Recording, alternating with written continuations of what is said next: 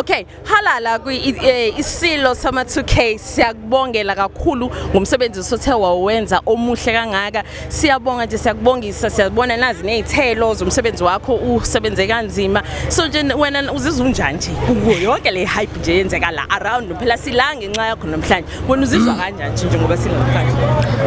Ngiyabingelela kakhulu umjolisi silo sama 2K phansi emzumba. Cha bathi ngijabule kakhulu ngifuna uqamba amanga nalokuthi into ebengayi-expectanga ukuthi mhlambe kulesi sigaba enguso somsebenzi wami kungahamba kusheshe kufike ngalendlela kube kanje. So siyabonga kakhulu sibonge nje kubaba Meya othema ebona wasebona ukuthi hayi no mhlambe kufanele asenzele into enhle kangaka ke kuyinto ebesingayilindela ngempela ngoba mina wangifonela impela ngangithi hayi mhlambe uyayisholo noma uyadlala cause phela sebebaningi nabantu abasifonela bathi ke nayo lusuku selifikile namhlanje selifikile ipholo. Siyabonga.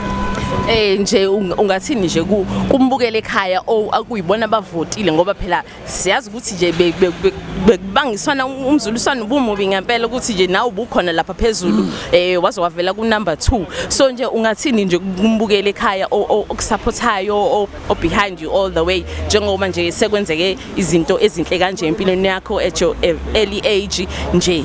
No ngibonga kakhulu abantu belikhombisile uthando uma ubheka amavoti abawaphosile maningi kakhulu more than 500,000 votes.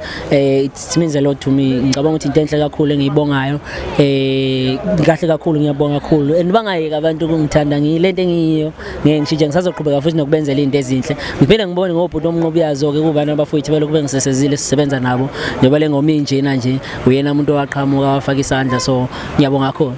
So uyakhola nje yonke lento eyakho kwenzeka kuwena nje njengamanje njengoba isiqalo kuseyisiqalo lesi sezi izinto ezingaphezulu kalokho so nje no ngicabanga ukuthi mhlawumbe uNkulunkulu uyazama ungikhombisa ukuthi vele uma ngabe ngizile into engiyona kusho ukuthi kukhulu okuza ngoba into engaka angikaze ngilindele ukuthi ngafika isikhathi esincane kangaka ngikhona endimeni kodwa nakho isikhona kusho ukuthi uNkulunkulu kukhona asazongilethela khona.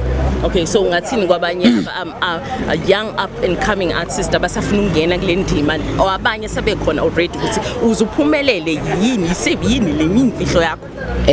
Mina patient nje nalokuthi ngingaqhathanisi ke nabanye abantu into ngiyenza ngesikhathi sami ukuthi ngislow noma ngiyashesha but ngiyenza ngesikhathi sami ngoba ngifuna ukwenza lento ekuyiyona ngaleso sikhathi ekuyisona.